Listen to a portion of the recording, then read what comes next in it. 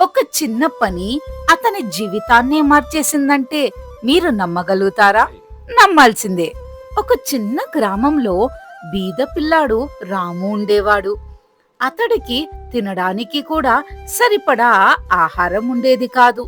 ఒకరోజు రోడ్డు పక్కన ఆకలితో వణుకుతున్న కుక్క కనిపించింది రాముకి. తాను తినకపోతే ఆకలిగా ఉండిపోతానని తెలిసిన రాము తన రొట్టెను కుక్కకి ఇచ్చాడు. కుక్క సంతోషంతో కృతజ్ఞతలు చెప్పుతూ తోక ఊపింది. రాముని ప్రేమగా చూసింది. కొన్ని రోజుల తర్వాత రాము అడవిలో గుంతలో పడిపోయాడు.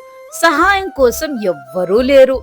అలాంటి పరిస్థితిలో ఆ కుక్క కనిపించి పరిగెత్తి గ్రామానికి వెళ్లి ప్రజలను తీసుకొని వచ్చి రాముని రక్షించింది. రాము కన్నీళ్లు పెట్టుకొని కుక్కను కౌగిలించుకున్నాడు.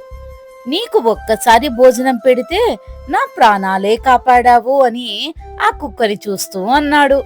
నిస్వార్థ సహాయం ఎప్పుడూ వృధా కాదు. ఒకరోజు అది మనకి తిరిగి వస్తుంది. అందుకే అన్నాను, ఒక చిన్న పని అతని జీవితాన్నే మార్చేసింది.